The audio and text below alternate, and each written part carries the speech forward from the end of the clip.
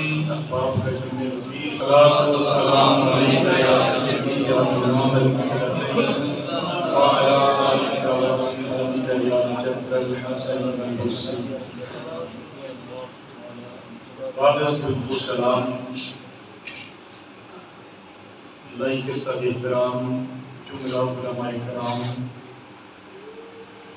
سناخانہ نشین بیان حاضرین و سامعین و ناظرین، ہم سب ہمارے بھائی راجہ محبوب رشید صاحب کی اہلیہ مرحومہ مغفورہ کے ایصال ثواب کے لیے اکٹھے ہوئے۔ جو احباب یہاں پر شادی شدہ ہیں وہ ہاتھ کھڑا کریں، جو احباب شادی شدہ بیٹھے ہوئے ہیں وہ ہاتھ کھڑا کریں۔ ماشاءاللہ،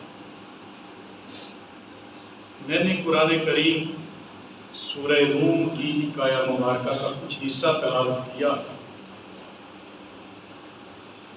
اللہ جل مجدہ نے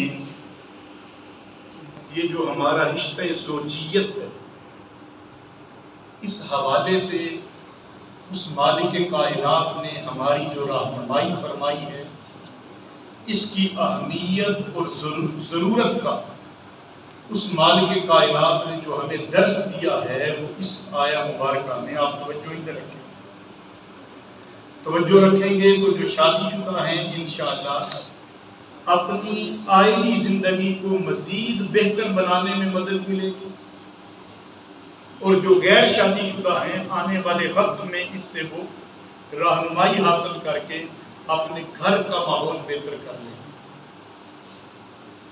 اس لیے کہ قرآن کریم ہمارے لیے مشعل راہ ہے۔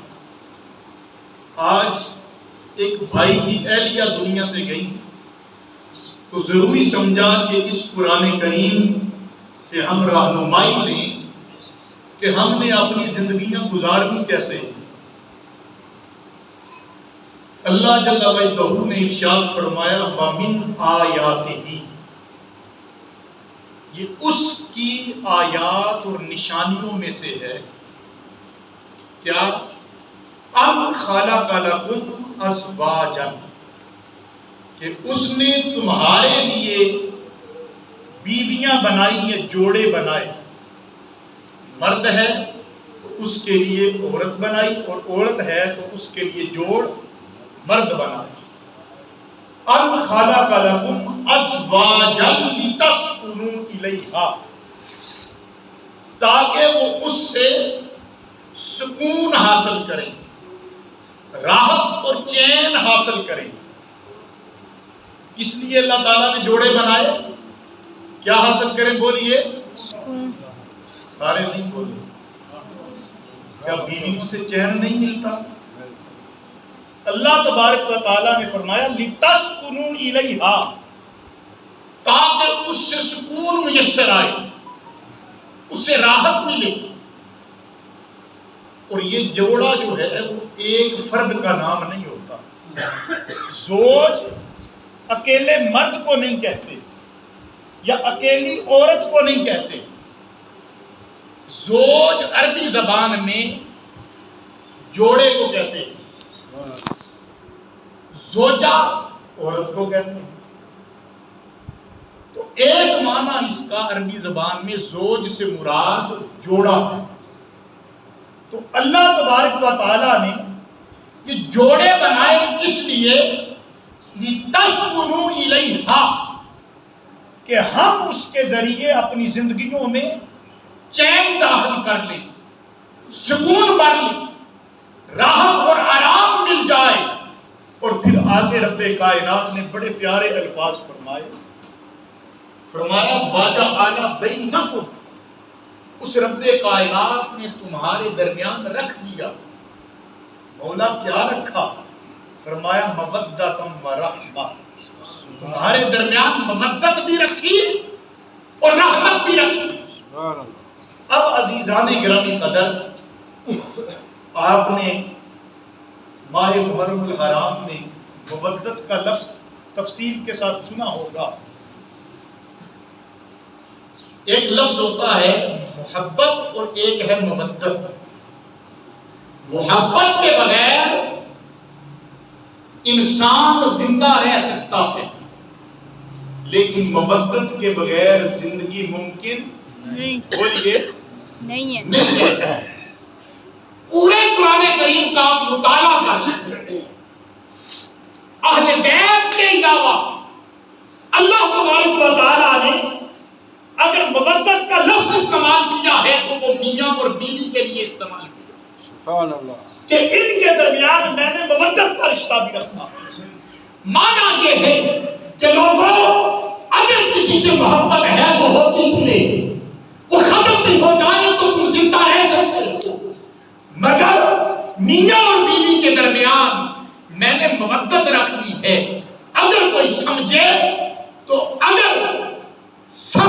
وہ یوں ہے کہ اگر وہ مودت کٹ جائے تو پھر زندگی کا نام و نشان نہیں رہتا، پھر انسان کی سانسیں تو چل رہی ہوتی ہیں مگر اس کے اندر سکون ختم ہو جاتا ہے، راحت ختم ہو جاتی ہے، چین ختم ہو جاتا ہے، اور دھیرے دھیرے اس کی جان بھی، اس روح جان بھی جو ہے نفس انسری سے پرواز کر جاتی ہے۔ تو عزیزان گرامی قدر، اللہ تبارک و تعالیٰ نے اس رشتے میں بڑی محبت رکھی ہے، مگر ہمارے ہاں نظام ذرا الٹ چل رہا ہے۔ ہمارے ہاں کوئی اپنی بیوی کو اپنے مشورے میں شامل کر لے تو کہتے ہیں کہ یہ رنگ مرید ہو گیا۔ عجیب بات ہے، اگر کوئی بیوی کی سن لے، اور یاد رکھیے یہ وہ رشتہ ہے جو اللہ تبارک و تعالیٰ نے انسانیت آفرینش آدم علیہ السلام سے جب اس مالک کائنات نے اولاد آدم کا سلسلہ شروع کرنا چاہا تو حضرت آدم علیہ السلام کی رب پسلی سے اماں حوا سلام اللہ علیہا کی تخلیق فرمائی، اور تخلیق فرما کر انہیں رشتہ زوجیت میں رب کائنات نے منتقل کیا۔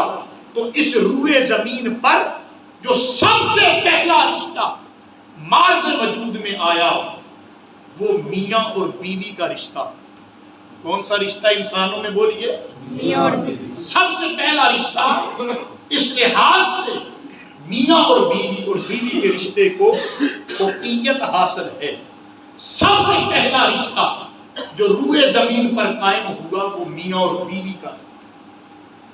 پھر عزیزان گرامی قدر، کوئی بندہ نکاح کرتا ہے، آقا علیہ السلام نے ارشاد فرمایا کہ فمن راغب عن نکاح من سنتی، کہ نکاح میری سنت ہے، فمن راغب عن سنتی فلیس منی، جو میری سنت سے روگردانی کرتا ہے وہ ہم میں سے نہیں۔ نکاح ہونے کے بعد ایک بیٹی کسی کی، وہ آپ کے ساتھ نکاح ہوا، آپ کی بیوی بن گئی، اب اس نے اپنا گھر بھی چھوڑا، اپنے ماں باپ بھی چھوڑے، اپنے بہن بھائی بھی چھوڑے، اپنے اعزا و اقربا چھوڑے، اپنی دوستی اور سہیلیاں چھوڑی، وہ گلی محلہ چھوڑا جس میں بچپن سے لے کر جوانی تک اس نے پرورش پائی، پھر رشتہ نکاح میں منسلک ہوئی، آپ کے در پر آ گئی، وہ سب کچھ پیچھے چھوڑ آئی۔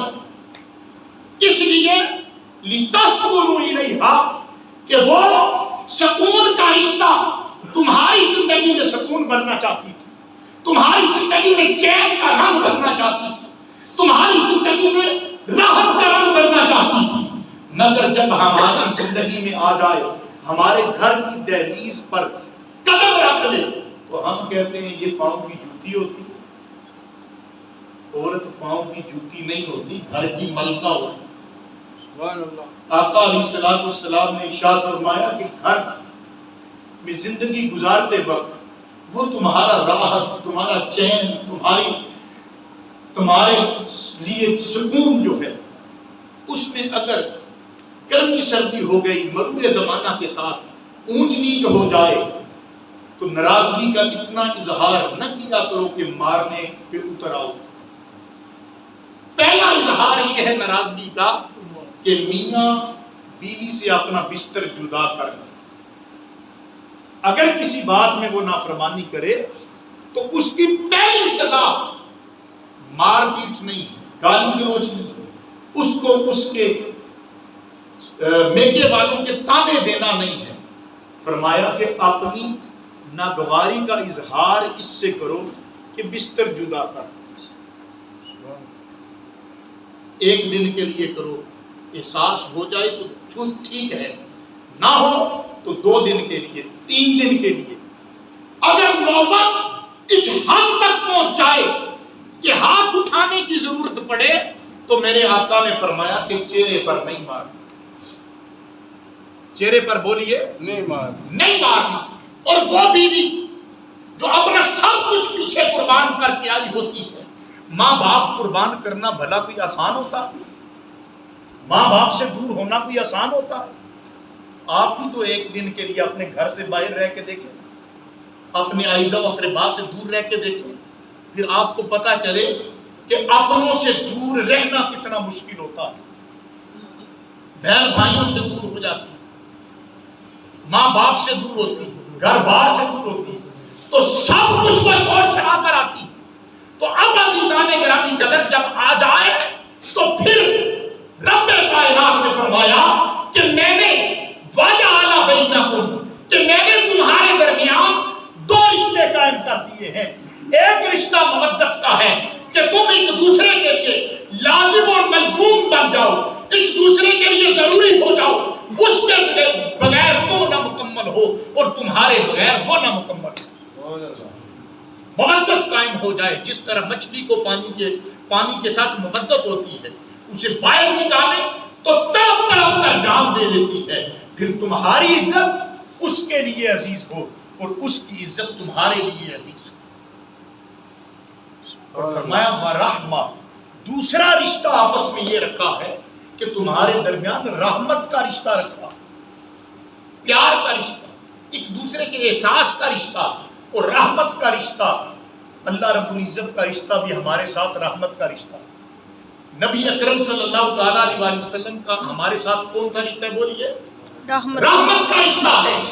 رب کائنات نے فرمایا میں نے مودت بھی رکھی تاکہ تم ایک دوسرے سے جڑے رہو، لازم اور ملزوم ہو جاؤ، ایک دوسرے کے جذبات کا خیال کرو، احساسات کا خیال کرو، ایک دوسرے کی جائز خواہشات کی تکمیل کے لیے پیچھے جاؤ، ایک دوسرے کے لیے سراپا راحت بن جاؤ، چین بن جاؤ۔ یہ نہیں کہ دن بھر اگر باہر مشقت کر کے آئے ہو، تھکے ہارے آئے ہو، دن بھر اپنی دکانداری ہے تو ہر گاہک کے ساتھ مسکراتے رہو، گھر آؤ تو اپنی اس تھکاوٹ کا اظہار بیوی کے ساتھ آتے ہی گالی گلوچ سے کرو۔ ایسا نہیں، آقا نے فرمایا جب گھر کی دہلیز پر قدم رکھو مسکراتے ہوئے رکھو، اور بیوی بھی تمہارے لیے گھر میں تیار ہو کر رہا کرے، وہ بھی مسکراتے چہروں کے ساتھ تمہارا استقبال کرے۔ جب رشتہ قائم ہو جائے تو بتائیے پھر گھروں کے اندر لڑائیاں ہوں گی؟ جب ایک دوسرے کا ہم خیال کرنے لگے، پھر آقا نے فرمایا کہ رب کائنات نے فرمایا کہ رحمت کا رشتہ دوسرا رکھا۔ آقا علیہ الصلوۃ والسلام کی رحمت ہمارے لیے یہ ہے کہ ہم گناہ پر گناہ کرتے چلے جاتے ہیں۔ سابقہ امتوں کو دیکھ لیں، کوئی ناپ تول میں کمی کرتا رہا تو رب کائنات نے تباہ کر دی۔ کسی نے کوئی قوم لوط والا عمل کیا تو رب کائنات نے ان کو تباہ کر دیا۔ کسی نے دھوکہ دہی کی تو اسے تباہ کر دیا۔ کسی نے رب کے ساتھ کیا ہوا وعدہ، یوم سبت کو، ہفتے کے دن کو شکار نہ کرنے کا وعدہ جو رب کائنات نے لے رکھا تھا، اس وعدے کو توڑا، رب کائنات نے انہیں تباہ کر دیا۔ مگر دوستو ہم وعدہ خلافیاں بھی کرتے ہیں، گناہ پر گناہ بھی کرتے ہیں، ہم ہر گناہ کر رہے ہیں، مگر یہ آقا علیہ الصلوۃ والسلام کا رحمت کا رشتہ، رب کائنات کا رحمت کا رشتہ ہے جو ہمیں ٹوٹنے نہیں دیتا، تباہ و برباد نہیں کرتا۔ پھر عزیزان گرامی قدر کسی دوست کے ذہن میں یہ خیال ہوگا کہ اگر تباہ و مالک نہیں کرتا تو پھر یہ ہمارے ہاں جو سیلاب آیا ہوا ہے، اتنی تباہی آئی اور آدھے سے زیادہ ملک اس وقت تباہی کے دھانے پر ہے، گھر مسمار ہو رہے ہیں، پلازے بڑے بڑے گر رہے ہیں، غریب مفلوق الحال لوگ، مال مویشی پالنے والے، ان کا مال مویشی سارا جب حق ہو گیا، سیلاب کی نظر ہو گیا، یہ کیا ہے؟ تو دوستو یہ ہماری بد انتظامی کی وجہ سے ہے، رب کا عذاب نہیں ہے، ورنہ ان غریبوں پہ کیوں آتا جن کے سارا کیا دھرا تھا؟ وہ تو اسلام آباد اور لاہور میں اور کراچی میں بیٹھے ہوئے ہیں، وہ غریب تو جسٹ ووٹر تھے۔ پھر عذاب آنا ہوتا تو ہم سب پہ آتا، جس طرح سابقہ امتوں پر عذاب آیا تو آج ان کا نام و نشان بھی نہیں ہے، تاریخی حوالہ ہی بچ گیا، بس وہ سارے ختم ہو گئے۔ تو عزیزان گرامی قدر، یہ آزاد الہی نہیں ہے، یہ ہماری بد انتظامی ہے۔ چائنا کے اندر آج سے 40-50 سال پہلے وہاں پر بھی اسی طرح سیلاب اور ہر زیادہ سیلاب آتے تھے، مگر انہوں نے ڈیم بنائے، انتظامات کیے، اور آج وہ فلڈ فری ہو گئے ہیں، وہاں پر کوئی فلڈ نہیں آتا، کوئی سیلاب نہیں آتا۔ مگر ہمارے ہاں ڈیم بننے نہیں دیے جاتے، اگر بنانے لگیں تو پھر جو ہے وہ کھپے سندھ اور پتہ نہیں کون کون سے نعرے لگنا شروع ہو جاتے ہیں۔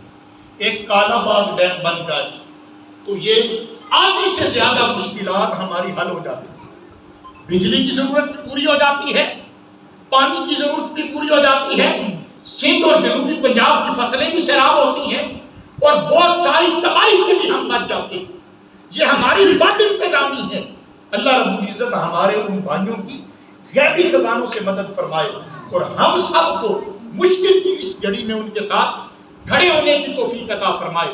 تو دوستوں، میں عرض کر رہا تھا کہ رحمت کا رشتہ ہے رب کائنات کا ہمارے ساتھ۔ وہ مالک اتنے گناہ بھی کر رہے ہیں، مگر وہ مالک کائنات ہم پر عذاب نازل نہیں کرتا۔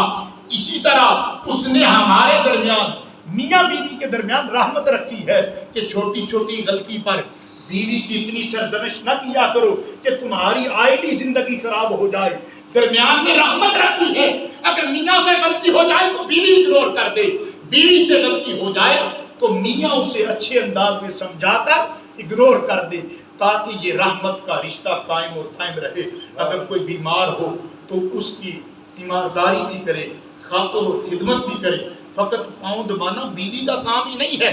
اگر بیوی اس حال میں چلی گئی ہے کہ اس کی خدمت کرنے والا گھر میں بچہ بھی نہیں ہے، بچی بھی نہیں ہے، کوئی نام بھی نہیں ہے، کوئی اور نہیں ہے، تو پھر میاں کے لیے یہ فرض بن جاتا ہے، اگر اس کے پاؤں بھی دبانا پڑتے ہیں تو وہ دبائے۔ فقط اسی کی ڈیوٹی نہیں ہے کہ یہ کام کرے۔ اس لیے عزیزان گرامی قدر، دامن وقت میں اتنی گنجائش نہیں کہ ہم مزید اس پر اپنی گفتگو کو پھیلا سکیں۔ اور یاد رکھیے، اپنے گھر میں سکون کا ماحول پیدا کرنے کے لیے اپنی اہلیہ جو ہیں ان کے پاس بیٹھا کریں، ان کے ساتھ معاملات کو شیئر کیا کریں، ان کا اعتماد آپ حاصل کریں اور وہ آپ کا اعتماد، تاکہ گھر کا ماحول اچھا ہو۔ گھر کا ماحول اچھا ہوگا تو انشاءاللہ گھر ہی معاشرہ بناتا ہے، اور معاشرہ ہی سوسائٹی کو کہتے ہیں، اور یہ معاشرہ جو ہے پھر ہمارا قومی معاشرے میں تبدیل ہوگا تو انشاءاللہ بہتری آنا شروع ہو جائے گی۔ دعا ہے کہ مالک کائنات مجھے آپ سب کو عمل کی توفیق عطا فرمائے۔